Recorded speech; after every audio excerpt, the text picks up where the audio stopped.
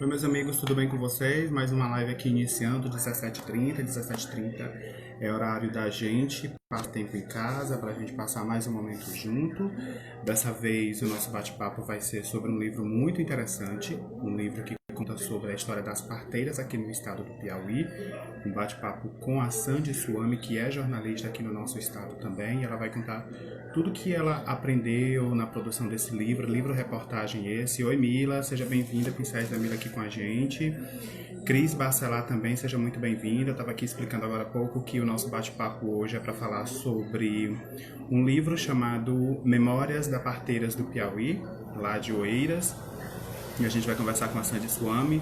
Mila, me dá um retorno se tu tá me ouvindo bem, se o áudio tá ok pra vocês aí. Já tá aqui na live. Oi, Chandelle, tudo bem? Micael, como tá? Seja bem-vindo aqui a essa live também. A gente vai falar sobre as parteiras aqui no Piauí. Me dá um retorno se vocês estão tendo um áudio bom, um retorno bom, para eu já testar. Enquanto isso, a gente vai batendo um papo também, né? Claro, saber um pouquinho sobre vocês, saber um pouquinho o que vocês estão fazendo. E eu tô aguardando, áudio tá ok. Obrigado, Micael. Me conta como é que tu tá, me conta como é que tá por aí na sua casa. Tô aguardando aqui a Sandy Suami, que é com quem eu vou bater esse papo hoje, chegar pra gente já iniciar esse bate-papo, porque a live, claro, ela já tá aqui, já tá ao vivo. Já tô com uma presença muito bacana de vocês. Deixa eu só ver se ela tá aqui. Bruna, oi Bruna, tudo bem? Bem-vinda. Amanhã a gente vai ter um papo com a Cibele, tá? Amanhã a gente vai conversar, acho tudo. Eita, não é? Sucesso ele, que a gente já faz um investimento, a gente já tem uma coisa, amigo. Já tem um retorno aqui. Deixa eu ver quem mais está presente. Vamos lá, só aguardar a Sandy chegar pra gente já ter esse papo aqui legal. Só lembrando que hoje eu vou bater esse papo sobre parteiras no Piauí e amanhã eu vou conversar com uma pessoa que foi curada. Micael, eu acredito que você até conhece a Cibele, não sei se você estudou com ela, mas ela foi infelizmente infectada e graças a Deus foi curada da Covid-19, então é interessante a gente saber passar por essa situação para que, assim, ter essa proximidade, para que as pessoas entendam que isso não é brincadeira, isso é muito sério, vale muito a pena. Então, eu tive essa surpresa desagradável no primeiro momento, mas muito agradável quando eu soube que o resultado foi muito positivo. Mas ela passou dias difíceis e amanhã ela vai contar pra gente. Estava conversando sobre uma amiga grávida, do antes e depois da gravidez. Olha que legal, legal. Pois fica aqui com a gente, Micael. Fica com a gente para compartilhar. Eu tô aguardando ela entrar, ela ainda não. Pronto, chegou. Vou te chamar aqui, Sandy.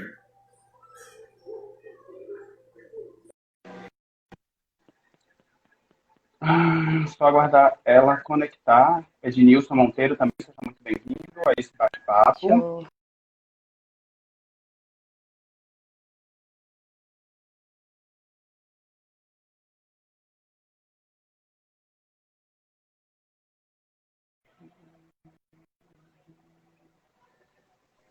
Oi, Olá, Sandy, tudo bom?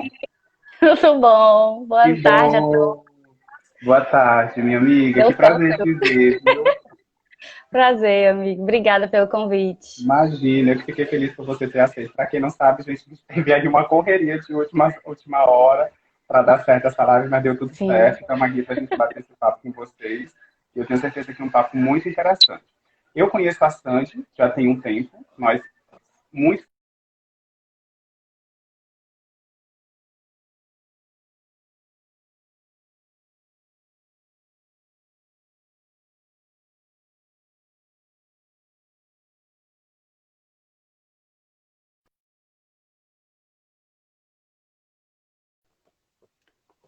Oi.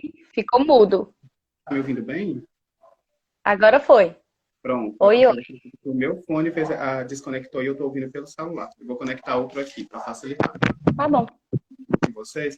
Eu conheci sobre como eu conheci a Sandy, que a Sandy nós trabalhamos junto um tempo. Sandy, se eu não estou enganado, você é de Oeiras, né? E Minha fez, família é de Oeiras, eu sou de São Paulo. pronto. Tem E aí eu uns estou fazendo 5 essa anos que eu moro introdução. aqui em Oeiras. Ótimo, eu estou fazendo essa introdução, pessoal, porque nós nos separamos depois que nós trabalhamos juntos, e aí eu soube que a Sandy fez um livro muito interessante, que o nome do livro se chama Mãos que Trazem a Luz, Memória das Parteiras de Oeiras. Esse mesmo aqui, ó, que vocês estão vendo. E aí o que que acontece? Esse livro, quando eu soube sobre as parteiras no título, aí eu já fiquei pensando, poxa, a gente escuta pouco falar sobre parteiras, por que não chamar a Sandy para a gente conversar sobre isso, porque a pesquisa dela é diretamente sobre esse assunto. Mas, claro, como todas as vezes, eu quero saudar todos vocês que já estão chegando aqui a essa live. Esse bate-papo hoje tem como esse tema trazer a questão do papel das parteiras aqui no estado do Piauí, e o meu papo hoje é com a Sandy Suami, que é jornalista, estudante de Relações Públicas e autora do livro Mãos que Trazem à Luz, Memórias das Parteiras de Oeiras. Seja bem-vinda, tá, Sandy? Exato. Obrigada, Daniel. É um prazer estarmos juntos novamente. A gente trabalhou juntos no Miss Piauí em 2017. Foi muito bom, por sinal. Né? Foi uma experiência e tanto. Maravilhosa. Pessoal, é o seguinte, Danilo quer vir, Pedro José e Mila também já estão presentes aqui a essa live. Eu quero pedir para vocês deixarem a curtida de vocês e compartilhar também esse momento para que mais pessoas tenham acesso a esse conteúdo também, que é muito importante para a gente. Primeira pergunta que eu te faço, Sandy, é como foi que surgiu esse interesse em falar sobre as parteiras, já que a gente, da nossa idade, não é tão comum, né, a gente ouvir parteiras. Talvez para as nossas mães, os nossos avós, já seja mais fácil, comum ouvir sobre a parteira, mas a gente não. Então, como foi que surgiu esse interesse em falar sobre as parteiras? Bom, exatamente. Para mim não é algo comum, mas meus tios, minha avó teve filhos com parteiras, né? Com auxílio de parteiras. Então, assim, o meu TCC em jornalismo, eu queria escrever sobre mulheres, sobre o direito das mulheres ou alguma violação do direito das mulheres.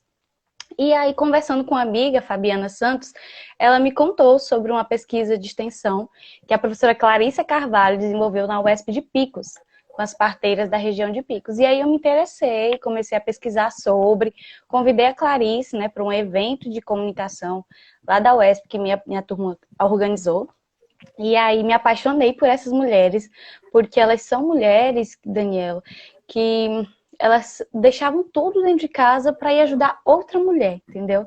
Sem conhecimento científico, não tinha dia, não tinha hora, não, às vezes não era de carro, era andando, jumento, cavalo, não tinha disso, entendeu? Então eu me apaixonei pela história dessas mulheres. Então aí que surgiu o interesse pela temática. Você falou agora há pouco mulheres. Chegou, assim, pessoal, todo mundo que está aqui presente nessa live, eu também faço convite para que vocês mandem as perguntas. Algumas perguntas, como em outras lives, chegam pelo meu WhatsApp. E aí você falou agora há pouco sobre essas mulheres que você fez a pesquisa. Chegou uma pergunta para mim da Tuane Beatriz. Obrigado pela tua pergunta, tá, Tuane? Ela fez o seguinte questionamento. Pode parecer uma pergunta boba, mas há homens parteiros? Assim, a gente escuta muitas parteiras, no seu livro você entrevistou 8, se eu não estou enganada, 8 mulheres. Foram 5 parteiras e 3 mães. Pronto, ao todo... Ao todo 8. 8. E aí ela fez essa pergunta que aí eu quero aproveitar já nesse teu comentário. Você conversou com essas mulheres, mas existem homens também que fazem essa... Assim, eu não tive contato com homens parteiros, né? Mas a gente sabe que existe. São poucos, porque o parto, ele é um ambiente feminino, né? Ele se concebeu em um ambiente feminino, rodeado por mulheres, mães, cunhados, irmãs. Então, as parteiras que tinham domínio, né, desse mundo. Mas existem, eu já conversei com pesquisadores da Amazônia que diz que existe lá. Conversei também semana retrasada com uma pesquisadora de parteiras em Pernambuco, e elas disseram também que existe. Não é tão comum quanto as mulheres, mas existe sim parteiro homem. Olha, já é uma surpresa. A Tuane, que pareceu ter ficado com vergonha de uma pergunta boba, a gente já descobriu para todo mundo, né? Existe, né, Sandy? Existem homens que também fazem esse trabalho, na verdade. Sandy, aqui com a gente, comigo e com você, tá a Tia Erismar, a Bárbara, a Cibele, a Samara, Picos Play Notícia, Salgadaria Paulista, Pedro José e Danilo Kelvin. Muito obrigada pela presença de vocês. Mandem as perguntas e hoje a gente está sabendo tudo sobre parteiras no Piauí. Sandy, você falou sobre outros estados que você teve um contato aí para você trocar ideias, eu acredito, para essa pesquisa. O Brasil hoje, ele tem algum tipo de associação ou de confederação ou de alguma organização que representam essas parteiras? Bom, como eu estava te falando, eu conversei com uma das participantes da equipe do Museu da Parteira em Pernambuco, né? Ele não é um museu ainda físico, é um museu onde eles fazem ações museológicas, né? Eles já fizeram exposições, eles produzem vídeos documentários, essas questões, né? E, assim, existem sim no Maranhão, tem a associação das parteiras, entendeu? Elas já são organizadas. Em Pernambuco também tem, na Amazônia. Agora, aqui no Piauí, que eu tenha conhecimento, não. Não tem essa organização. Você acha que essa falha e essa ausência afeta de alguma forma como é que eu posso dizer, o nosso passado, o nosso aspecto histórico, a nossa construção histórica? Tem algum tipo de dano por isso? Afeta, Daniel, porque assim, você conseguiu ler o livro? Eu li o artigo que você publicou no Intercom. Pronto. Essas mulheres têm histórias incríveis e elas estão na construção do nosso povo. Elas trouxeram tantas vidas ao mundo, então sim, elas fazem parte da nossa memória. Então assim, aqui em Oeiras, já entrando um pouquinho no assunto sobre a pesquisa, foi difícil para mim encontrar as parteiras, tipo, viva, né? Todo mundo que eu perguntava dizia, ela já faleceu, que eu conheci já faleceu. Então assim, por não ter essa organização, uma associação, um museu que resguarde ou que cultive, né, o saber dessas mulheres, a gente acaba perdendo, sabe? E as parteiras que eu conversei com 5, consegui conversar com 5, né? Já tive conhecimento de outras, mas elas não repassaram o conhecimento delas, entendeu? Então é algo que vai se perder com o tempo, é algo que a nossa geração já não teve contato e outras gerações mais novas provavelmente não terão, entendeu? Não terão esse contato mais. Pessoal, no livro da Sandy, ela, além de contar toda essa história, o livro é dividido em 6 capítulos, e além de ser bem dividido e ser bem contado todo esse conteúdo, ela também traz dados estatísticos. Um dos dados estatísticos que ela apresentou na obra dela foi coletado lá na Secretaria de Saúde do Piauí, a CESAP, e diz que o Piauí tem 142 parteiras em 59 municípios do nosso estado. Eu, particularmente, não sabia.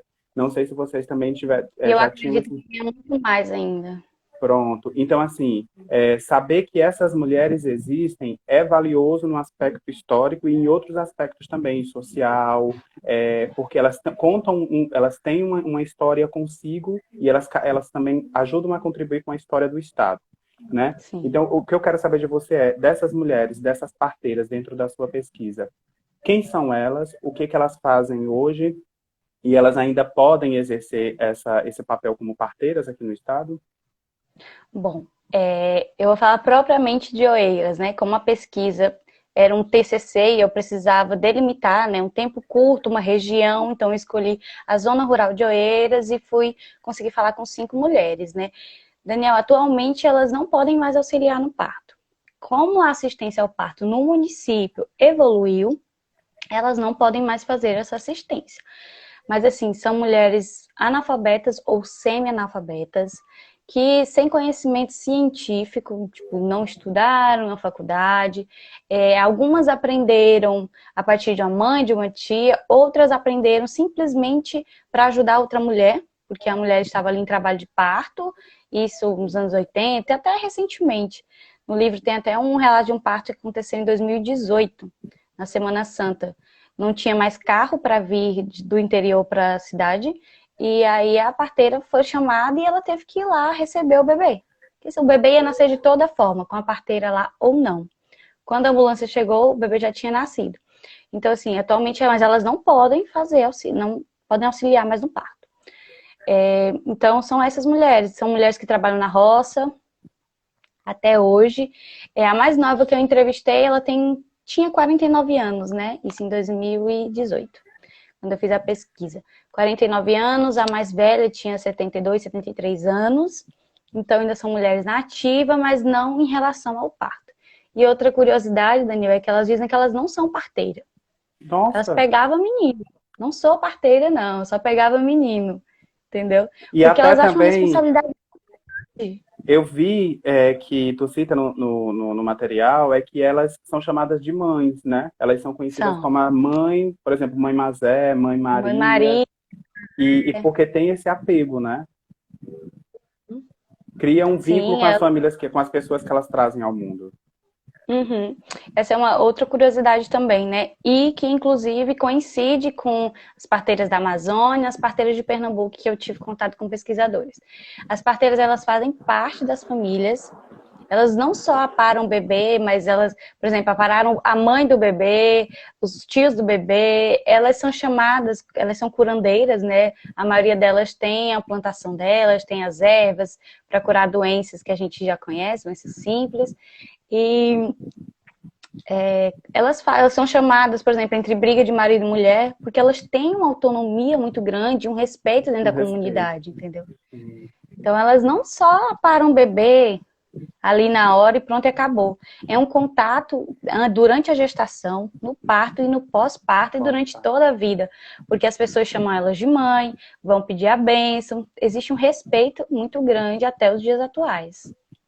Pessoal, todos vocês que estão aqui nessa live presente, eu estou conversando com a Sandy Suami, ela que é jornalista e ela é escritora do livro Mãos que Trazem a Luz, Memórias das Parteiras de Oeiras, ou seja, esse livro mesmo. A capa tá muito bonita, viu, Sam? Eu já tenho visto postagens aí sobre o material. A gente pode falar sobre a capa depois. Perfeito, perfeito, muito bom.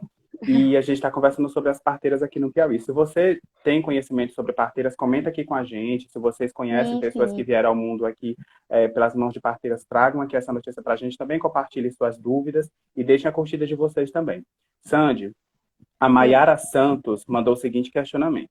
Você considera que o parto humanizado realizado com mais frequência hoje é uma cópia do papel feito pelas parteiras? Obrigado pela pergunta, Maiara. Bom, esse foi um questionamento que eu me fiz no início da minha pesquisa. Ao pesquisar sobre parteira, né, sobre como era o parto domiciliar com auxílio das parteiras. E para mim, eu acredito assim, que muitas coisas que aconteciam no parto com o auxílio da parteira acontecem também no parto humanizado. Porque assim, Daniel, o parto humanizado, ele pode ser o parto natural ou o parto cesariano, né? Só precisa que respeitem a mulher, que estejam com profissionais que a escutem, né? Porque a gente sabe que existe a violência obstétrica, né? Que é um outro assunto bem amplo, que eu até cito no livro. Mas, assim, esse momento de escuta, de espera, sim, eu acredito que é um pouco do que acontecia com as parteiras. Então, até a questão do parceiro, né, participar, do parceiro não ser um acompanhante, porque o pai não é acompanhante, o pai também ele tem que estar presente ali durante todo o processo, né? Então, isso também nos partos com as parteiras, no livro elas contam, eu chamava o pai e ele vinha aqui me ajudar a segurar a mulher, né, que a mulher ficava de cócoras, e o pai participava, e a gente viu que por muito tempo isso se perdeu, quando o parto passou a ser hospitalar. Então, acredito sim que o parto fatal. Como é o nome dela? O nome dela é Maiara Santos. Pois é, Maiara. Eu acredito que sim, o parto humanizado tem um pouquinho das ações das parteiras que elas fazem, né? Esse acolhimento, essa espera, essa escuta também acontece atualmente, né? Uma busca atual da humanidade, né? Uma recomendação da OMS de respeito à mulher, o corpo da mulher, escuta da mulher, que atualmente a gente está em busca. Você falou agora há pouco sobre essa questão das salas obstétricas, né, para a realização do parto. Sim. E é inquestionável o avanço da medicina e a contribuição da medicina para a saúde não só das mulheres, como da humanidade. Daí eu te pergunto, o que foi que a gente sabe os ganhos que nós tivemos com o avanço da medicina, e aqui especificando quanto a gravidez, a obstetrícia, e no caso a colaboração, e o avanço da medicina cada vez mais para a vida das mulheres, mas eu te pergunto o que foi que também se perdeu quando se deixou de ter a presença das parteiras nesse momento tão íntimo e tão significativo na vida das mulheres. É exatamente isso que a gente já estava comentando um pouquinho, né? O parto era um ambiente domiciliar, cercado por mulheres, por pessoas conhecidas, era aquele ambiente aconchegante, mesmo com todas as dores e contrações, né? Mas era um ambiente familiar. E aí a luta para levar o parto hospitalar, eu até conto no primeiro capítulo do livro um pouquinho dessa história, como foi para levar o parto para o ambiente hospitalar. E se perdeu, Daniel, porque os médicos passaram a ter controle sobre o corpo da mulher. Foram criados mitos de que a mulher não sabia parir. E o nosso corpo, ele sabe parir, ele foi preparado para parir, entendeu? Foram criadas várias técnicas que auxiliassem a mulher no parto, tanto que não é correto assim dizer que o médico é quem faz o parto. Quem para é a mulher. né? O bebê é quem sabe a hora de nascer. Claro que existem os casos em que a mulher tem complicação, que realmente ela precisa de uma intervenção. Então, assim, uma das perdas que a gente teve levando o parto totalmente para o ambiente hospitalar foi o respeito da mulher ao corpo e o conhecimento dela sobre o corpo dela. Porque, assim, os partos, eles começaram a ser agendados, né? Um médico, ele recebia muito mais por fazer parto cesariano do que parto normal, do que esperar uma mulher parto normal. Então, assim, os médicos começaram a incentivar as mulheres que o parto cesariano era muito mais seguro e tal. Só que a gente tem que ter em mente que o parto cesáreo é uma cirurgia, né? E assim, a gente não faz cirurgia sem motivo de grandes complicações. Então, a gente tem que saber qual é o momento exato, né? A mulher, ela, claro que ela pode escolher por um parto cesariano, né?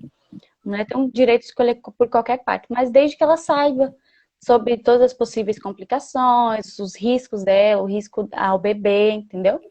Então, essa escuta, esse conhecimento ao corpo feminino foi, acredito que foi uma das maiores perdas, porque o homem, principalmente o médico, no início da história, eles passaram a dominar totalmente o parto. E aí, até a posição, Daniel, é interessante, que até a posição do parto deitada não é uma posição que favorece a mulher parir, né? É uma posição que foi criada para que o médico tivesse uma visão melhor sobre a vagina da mulher e o bebê, né? Quando ele estivesse saindo ou caso precisasse cortar. Então, assim, é muitas questões que foram tiradas da mulher. E já desde os anos 70, que tem um movimento muito forte para se resgatar esse parto humanizado, esse parto em que a mulher tem sim domínio do que está acontecendo. A mulher é proibida muitas vezes, Daniel, de beber água, né? E aí é onde entra a violência obstétrica.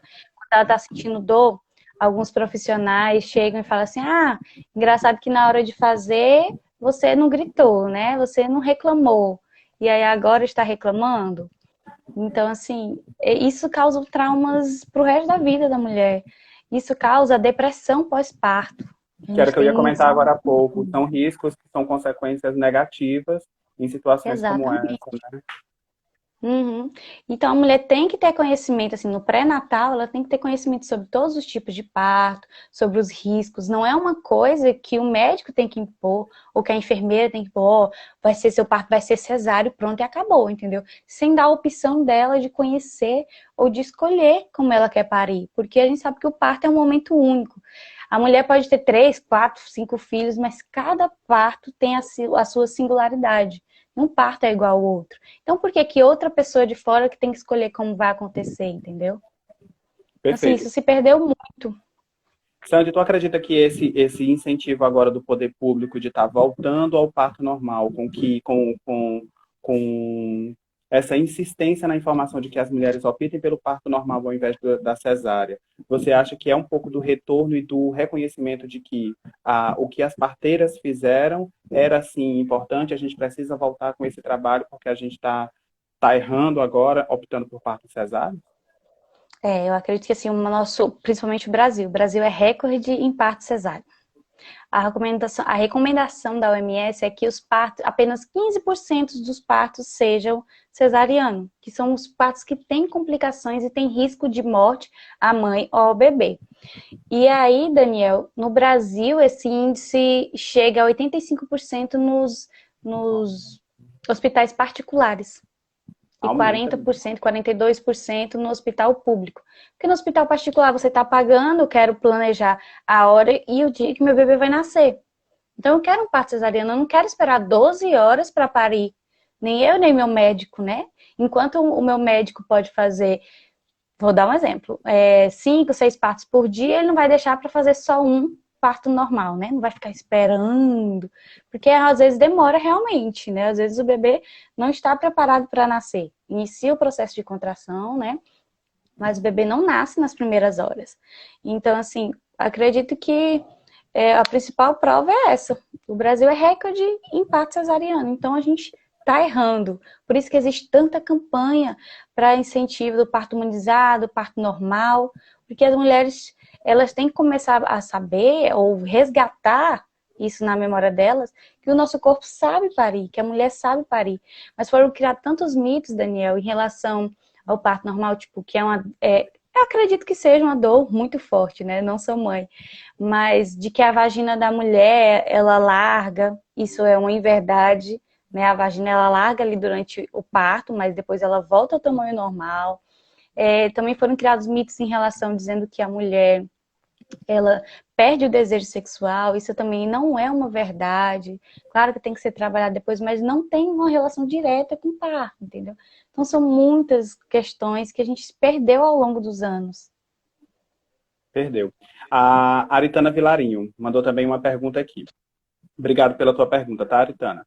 Tive o acompanhamento na hora do parto do Miguel, meu primeiro filho. As doulas que conhecemos hoje podem ser consideradas uma espécie de parteiras do século XXI? Ah, sim.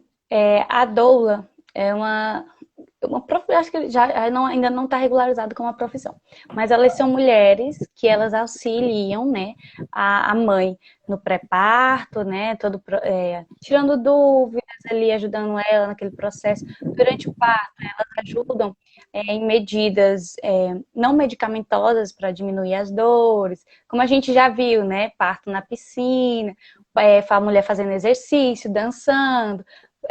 Então, assim, a doula, ela tá nesse processo. E ela ajuda também no pré-parto. Depois do parto, né? No pós-parto. Só que a doula, ela não pode receber bebê. Então, ela não é uma parteira, né? Ela não pode aparar um bebê. Só quem pode aparar um bebê oficialmente são os médicos obstetras e as enfermeiras obstetras. Então, assim, as doulas, elas têm um papel muito importante, mas na hora de aparar o bebê, elas não podem. A gente tem também as parteiras urbanas, que são as parteiras que elas se formam, né? Elas fazem um curso e elas podem sim passar por todo esse processo, assim como as parteiras tradicionais, e elas podem aparar o bebê diferente da doula. Então a gente não pode chamar a doula das parteiras do século XXI. Existe uma diferenciação aí. Perfeito. Pessoal, a Sandy, para fazer o livro Mãos que Trazem a Luz, o livro tem a coautoria da professora Lana Krishna, que é professora na Universidade Estadual do Piauí. Ela é professora do curso de Comunicação Social. Como foi que tu conseguiu se desdobrar entre assistir a aula, produzir o livro e também, claro, a produção do livro junto com a pesquisa, porque precisava fazer a entrevista, né? Como foi que tu conseguiu conciliar tudo isso, Sandy? Daniel, é bem complicado, a gente sabe que mas como eu comecei a pesquisa, assim, 2 anos antes de ao certo, escrever o livro, né, eu iniciei a pesquisa em 2016 e somente em 2018 eu parei o TCC. Então, assim, eu já tinha um pouco de conhecimento sobre as parteiras, e a Lana, ela foi minha orientadora, né, me ajudou em todo o processo, e aí eu convidei ela para ser a coautora do livro. E aí, quando foi em 2018.1, né, no período de pré-projeto, eu comecei a organizar. Comecei a procurar as parteiras, como eu já comentei com você, foi um processo muito difícil de encontrá-las. Elas ofereceram resistência, Sandy? Não ofereceram resistência. Por incrível que pareça, assim, foi difícil encontrá-las porque todo mundo que eu procurava dizia, eu não conheço mais parteiras vivas. E aí, para mim, esse processo foi difícil. Então, eu conversei com a coordenadora da saúde da mulher e ela falou, olha, Sandy, eu não conheço parteiras vivas. Eu, inclusive, nasci de uma parteira, Alexandra Fontes. Mas os agentes comunitários de saúde da zona rural, eles podem te ajudar. Porque eles têm contato, né, com todo mundo da comunidade, eles podem te ajudar. E aí eu participei de uma reunião dos agentes comunitários de saúde e eles falaram, a maioria que eu conheço já faleceu, mas eu conheço algumas. E aí eles me passaram o nome, contatos deles, e eles que fizeram essa ponte. Eles foram até a casa das parteiras, conversaram com elas, falaram que uma moça estava fazendo uma pesquisa, que queria conversar com elas, tudo. Então foi todo esse processo. E aí somente em outubro de 2018 foi que eu iniciei as entrevistas. E aí, Daniel, foi justamente no processo de estágio obrigatório e o TCC, que a gente sabe que é muito complicado, né? Que a gente tem a carga horária a cumprir. Então, eu busquei fazer logo o estágio obrigatório e tirei uma semana para as entrevistas. E aí tive algumas complicações e não tive resistência das parteiras. Eu tive resistência de profissionais de saúde para falar sobre parto. Acredita? porque Surpreso. alguns profissionais de saúde, eles chegaram a me questionar, mas essas mulheres mataram muitas mulheres alguns anos atrás. E aquilo me deixou tão magoada, porque, assim, até hoje a gente vê um número muito grande de morte materna, né? Então, assim, elas faziam o que podiam com pouco conhecimento que tinham, entendeu? E elas salvaram e trouxeram muitas vidas ao mundo, numa época que não tinha como chegar a um hospital, entendeu? Assim, elas foram super receptivas, eu tirei, eu ia fazer em uma semana, mas aconteceram alguns imprevistos, e eu tive que fazer em um dia as entrevistas.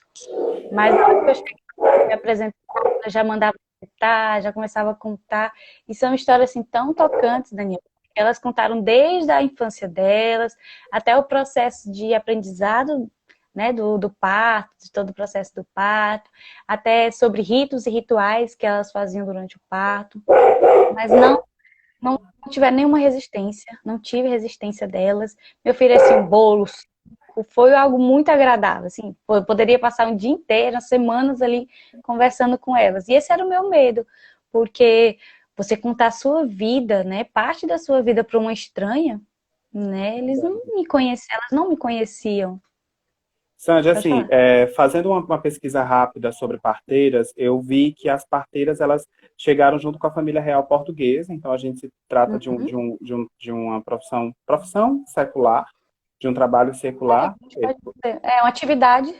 pronto, uma atividade secular feita por elas. Mas assim, uma outra coisa que me chamou a atenção foi como é que essas parteiras elas aprendem a como fazer esse trabalho. Porque assim, são pessoas que são distantes, são pessoas que não são da mesma família, são pessoas que são de idades diferentes, como você trouxe nas cinco Uhum. parteiras que você conversou. E em 2018, quando foi feita a pesquisa, 49 até próximo de 80 anos, mas são pessoas que não Uhum. são da mesma família. Então, você conseguiu identificar na sua pesquisa como é que essas parteiras, elas conseguem aprender, como é que elas conseguem trazer todo esse conhecimento delas, elas compartilham entre si, onde é que elas adquirem todo esse conhecimento para realizar essa atividade? Uma das hipóteses, Daniel, da minha pesquisa era que elas aprendiam, né, através da oralidade. A mãe passava para a filha, que passava para a filha, e passava para a neta, e por aí ia. Só que nem todos os processos aconteceram assim, né? Tem alguns casos em que, da dona Nica, dona Francisca, que o parto, a mulher estava parindo, e aí sabia que ela era mais corajosa, ela até conta, e falar, você vai ter que me ajudar, porque ela já tinha parido, então assim, a partir do parto dela, elas ajudavam outras mulheres. Teve outro relato também da parteira mais nova, a Aparecida, de 49 anos, que ela conta que o primeiro parto dela fez uma cabrita. Nossa, uma Uma história cabrita. muito engraçada. Sim, o primeiro parto ela fez uma cabrita, porque a cabrita estava ali morrendo de dor, e aí ela auxiliou ali no parto, e depois ela começou a fazer parto em mulheres. Então, assim, são histórias muito engraçadas, muitas histórias emocionantes, né? Nenhuma das parteiras que eu entrevistei, elas, elas me contaram, né, que não tiveram, nenhuma mãe morreu nas suas mãos, ou nenhum bebê, sabe? Mas elas contaram tipo, histórias de irmãs que faleceram por não conseguir chegar a um hospital, né? Porque a estrada era ruim, porque estava chovendo, todo esse processo. Então, assim, tem momento que você chora realmente. Não é porque eu escrevi, não, mas é porque a gente optou por descrever os relatos, né? Então, assim, tem 3 capítulos do livro que tem todo o diálogo meu com elas. Então, Tem um assim, que tu você vai consegue especificar que te chamou mais atenção e que te marcou bastante por um relato muito forte que tu tenha colhido? Eu acredito que ai, tem tantos, mas ó, da dona Nica, por exemplo, só para falar sobre a simplicidade delas, ela não sabia o que era aborto. E ela já Hum. tinha tido filho sozinha, tipo, mandou o marido chamar a mãe e a sogra, e elas não chegaram a tempo e ela parou o bebê. Tem alguns relatos desses no livro, de que a mulher mesmo que cortou o cordão umbilical e que colocou o bebê ali do lado porque não chegavam outras pessoas. E a dona Nica, por exemplo, ela teve um aborto com 1 mês, que ela diz uma perca, e E ela foi fazer xixi, sentiu aquela dor muito forte, e aí saiu uma bolsinha, ela ainda contou uma bolsinha pequenininha, tinha um zoinho. E ela foi procurar a madrinha dela, uma amiga, contou todo o relato, e quando ela falou pra ela, você abortou o bebê, você estava grávida. Ela falou assim, nossa, eu não sabia. Eu deixei ele pendurado num pé de árvore, né? E ela voltou desesperada, sem saber que aquilo era um aborto, né? E aí tem inúmeros outros relatos. Esse da irmã que eu te contei, a dona Francisca Ferreira, ela, a irmã dela, teve bebê e aí tava em trabalho de parto. E aí tava chovendo muito, a lagoa lá perto da casa dela estava cheia. E aí no processo que os homens, né, arrumavam um barco para carregar ela, para passar a lagoa, ela faleceu ali naquele processo. Não deu tempo de chegar no hospital. Então, assim, tem muitos relatos que realmente elas começaram a chorar e meus olhos começavam a marejar, assim, porque são relatos fortes e que a gente sabe que a estrada realmente dificulta muito. Hoje está muito melhor. Mas, assim, para mim, eu fui de moto, né, para a estrada. É cerca de 30 quilômetros de Oeiras até a zona rural que eu fui, as regiões. E, tipo assim, você pula demais. Imagina a mulher em trabalho de parto, num carro, pulando, pulando, porque as estradas são tem costela de vaca, né, que é umas ondulações assim. Sandy, elas se Uau! conhecem às 5, elas trocam, tipo assim, figurinhas, elas Elas se falam, ah, fulano de conhecem. tal. Se conhecem, porque assim, comunidade assim, de zona rural, todo mundo se conhece, né? Então elas se conhecem, quando eu saía da casa de uma, agora eu vou ali da casa da Dona Nica, conheço Dona Nica, não sei o quê. Me ensinava ou o endereço, né, onde elas moravam e tudo. Elas se conhecem sim. Inclusive, algumas já auxiliaram junto, porque assim, tinha disso também, né? Tinha uma parteira que era da família, outra parteira era mais próxima da outra família, e iam as duas, né, auxiliar o parto. E Então, assim, assim, foi um processo muito gostoso, Daniel. às vezes eu estou falando por mim, até eu ter lido o seu material que você publicou no Intercom, até então eu Uhum, imaginava que é o seguinte, elas só faziam o auxílio para o momento do parto. Não, tá ali a mulher, eu vou ajudar no momento do parto. Não, elas também fazem a reza, elas também conversam com a mulher, elas estão uhum. preparadas para o momento da ajuda ali, caso aconteça algum imprevisto, elas também já têm o orações também são envolvidas no momento, ou Sim. seja, são diversos momentos que acontecem dentro de um momento maior que é o parto. No livro Uhum, está descrito muito bem isso. Ter todos esses momentos também é muito marcante e caracteriza muito, né, o papel dessas mulheres uhum. parteiras, né? Sim, é todo um rito, são vários Todo um rituais. rito, sim. As rezas, assim, elas chegaram a me contar uma reza, mas elas não costumam contar a reza. Tipo assim, falar, a minha reza é essa. Elas não costumam, porque a reza ela é usada somente durante o parto. Ali na hora que a mulher tá nas contrações mesmo. E elas dizem, Daniel, a reza, assim, a religião é muito forte, porque elas dizem que ser parteira é um dom de Deus. Porque elas não têm conhecimento técnico. A gente sabe que Não um tem, médico verdade. obstétrica tá aí, se forma em 10 anos, né, para fazer um parto. E elas não têm esse conhecimento. Então elas dizem, é um dom de Deus. Porque como é que eu não estudei e eu sei fazer isso? Eu sei ajudar outra pessoa. Elas não têm explicação clara sobre isso. Perfeito. Então, realmente é muito interessante. Sanji, agora a gente vai falar sobre o teu livro especificamente, mas assim, o Uhum. Tiago Costa, ele mandou a pergunta que foi... Obrigado, Tiago, pela tua pergunta. Qual passo devo adotar para a construção de um livro? Eu acho que muitas pessoas aí têm a vontade de começar a escrever, têm a vontade de tem muitas ideias e às vezes barram em como é que eu posso começar. Então a gente vai começar Uhum. nesse papo sobre o livro, primeiro sabendo o que que tu orienta para essas pessoas que querem começar a escrever e não sabem como ter o primeiro passo. Daniel, tem mais ou menos quase 2 meses que eu comecei um projeto no meu Instagram, junto com meu amigo Danilo Kelvin, que está aí na live, Uhum. que é justamente falando sobre esse processo de escrita do meu TCC, do livro reportagem, e como escrever um livro, né? Contar, porque algumas pessoas vieram perguntar, Sandy, eu tenho um sonho de escrever um livro, mas eu não sei por onde começar. E aí, eu acredito que o primeiro passo tire todas as ideias da sua cabeça. Eu quero escrever sobre educação física, ou eu quero contar a história de uma pessoa muito importante da minha cidade. Escreva todas as suas ideias. Se você está indo dormir e você tem algumas ideias, escreva. Não deixe as ideias passarem, entendeu? E assim, foi exatamente isso que eu comecei a fazer no meu livro. comecei a pesquisar, né, outros artigos, comecei a assistir documentário, para ter um embasamento, né, Casamento. e ter a certeza de que eu queria escrever sobre aquilo. Né, porque a gente sabe que escrever um livro não é fácil, né? Baseado em fatos reais, a gente também tem os livros fictícios, né? Então, assim, de vida também, Daniel, além de tirar as ideias da cabeça, dividir os capítulos. Por exemplo, no primeiro capítulo, eu já sabia que eu queria contar como foi a chegada das parteiras no Brasil. O que era parto normal e o que era parto cesariano, até chegar nas parteiras, sabe? Daqui de Oeiras. Então, eu já separei. O primeiro capítulo vai ser algo mais científico, eu quero contar sobre esse processo mais histórico, com referências biográficas. Depois eu quero escrever os relatos delas. E por último, eu quero saber como está a assistência ao parto em Oeiras, né? Queria fazer essa linha do tempo para que as pessoas soubessem como isso aconteceu no mundo, no Brasil e como está em Oeiras. Então, assim, essa é uma outra dica importante. Separa os capítulos, né? O que eu quero escrever aqui nesse capítulo? Algumas pessoas me disseram, Sandy, eu tenho um bloqueio criativo. Eu começo a escrever, mas depois não sai mais nada. Então, assim, dê um tempo para você também.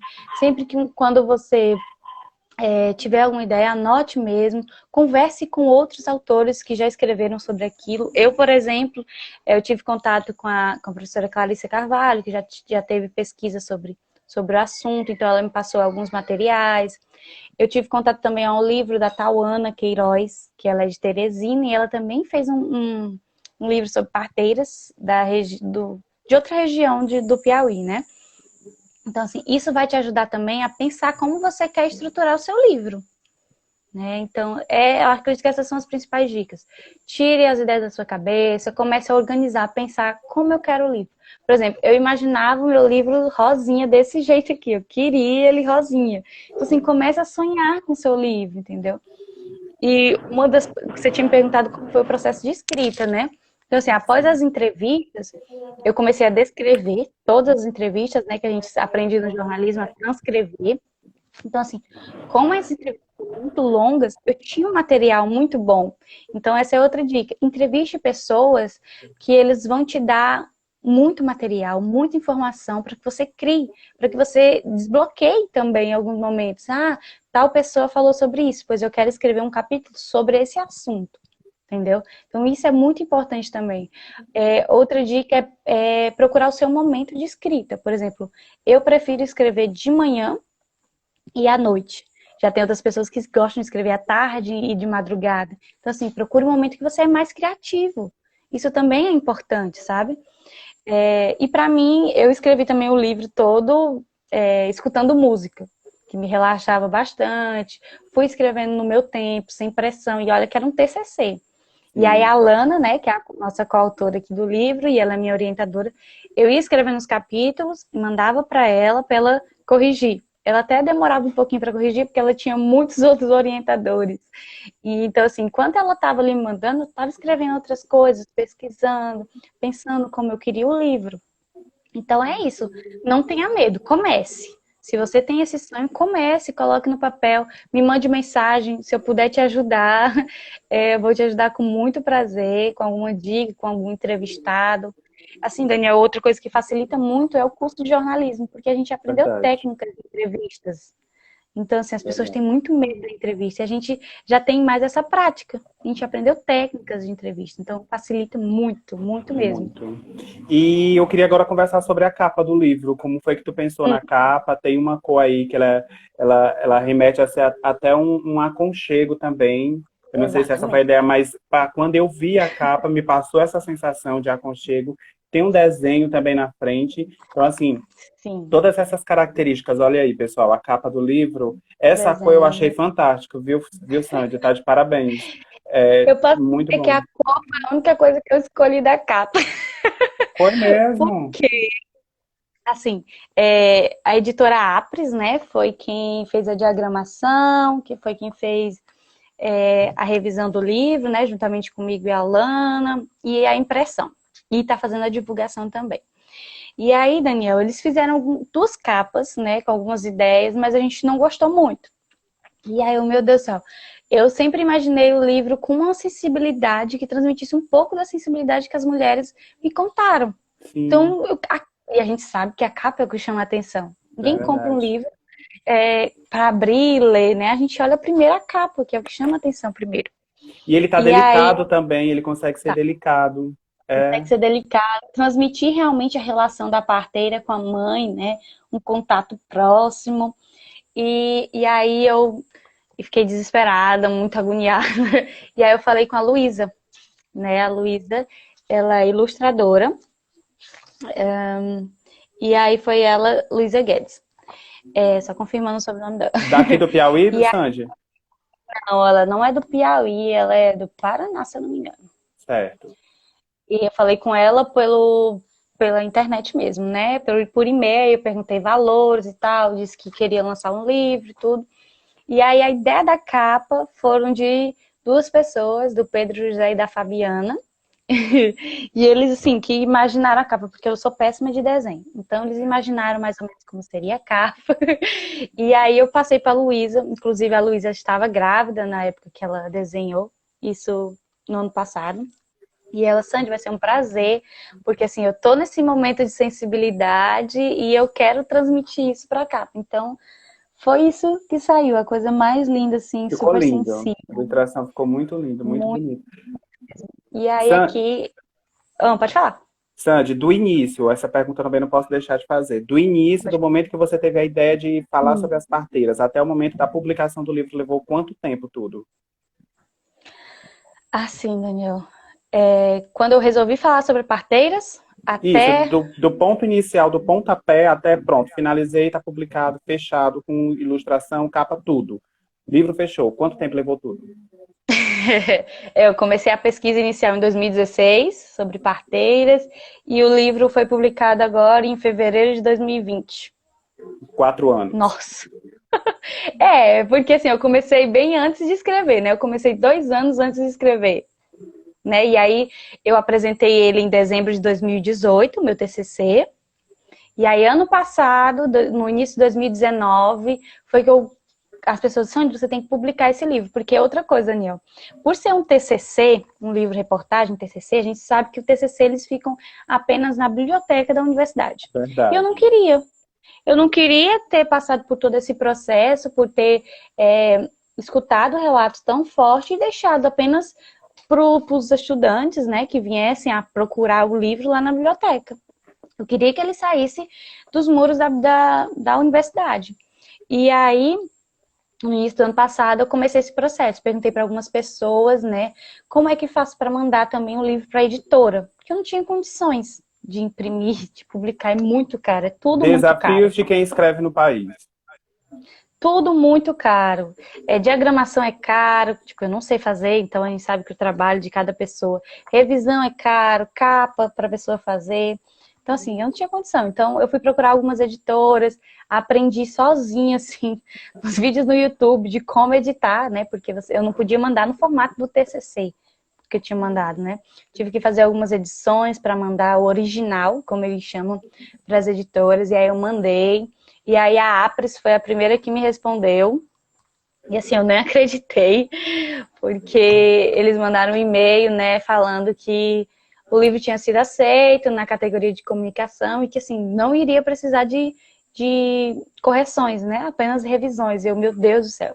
Porque a gente sabe que erro sempre tem. Se você ler aqui, você vai encontrar erros, porque, gente, escrever um livro não é fácil. e, e assim, então, isso comecei em março de 2018. Foi quando 2019, desculpa, nós estamos em 2020. Março de Isso. 2019, mandei para a editora, eles receberam e começaram o processo. Outra dificuldade, Daniel, dinheiro. Porque, tipo assim, a editora Apres, ela custeia um valor do livro e a outra quantidade eu teria que custear. E aí? Puxado. Sou estudante, não tinha emprego, assim, ainda sou estagiária, não tinha dinheiro e minha família também não tinha. Então, eu comecei a saga de procurar patrocinador. E aí eu consegui um patrocinador através de alguns amigos, da Fernanda Menezes, ela não tá aí, mas ela deveria estar aqui nessa live. Fernanda Menezes e também como é que é o nome? De outra amiga nossa. Aí a gente Tentando conseguiu lembrada. contato com a Astrid Carvalho. Nelson Júnior. Olha Pronto, aí, Nelson Júnior. Um abraço pro Nelson. pode esquecer o nome do Nelson. E a gente conseguiu contato com Assis Carvalho, que ele é daqui de Oeiras, e ele tem uma avó que foi parteira. A avó dele foi Olha, parteira também. Tipo assim, é uma temática que ele mesmo já tinha interesse há muitos anos, que ele já tentou, inclusive, dar assistência a essas mulheres, assistência financeira, assistência de materiais, né? Alguém mandou uma mensagem aí. já ia ler no final do concluir Deixa eu só a tua concluir. fala. Aí a gente conseguiu falar com a Assis Carvalho, e aí ele falou que sim, que ajudaria na publicação do livro, e que me cederia valor, né? Que eu poderia pagar com o meu trabalho, Que auxiliando bom, ele na assessoria de incentivo. comunicação. Então, assim, Assis é uma coisa Carvalho, para né? deputado federal. Pronto, perfeito. Ó, pessoal, Assis Carvalho. É importante a gente falar esses apoios que são dados, ainda mais em projetos Sim, assim tão assim, interessantes. para mim é uma questão muito complicada porque eu não sou partidária, né? Eu gosto de Sim. política, mas faço política, mas não sou muito partidária. Aí ele falou, Sandy, eu só queria uma coisa. Queria que você contasse a história da minha avó no livro. E Olha. aí, depois do livro pronto, com a Ah, editora, não. Aí chamou ele para eu, conversar, vamos aqui. eu fui procurar algumas pessoas para falar sobre a avó dele, Dona Marica. Porque, Daniel, a história dela precisava ser contada, mesmo que em poucas páginas.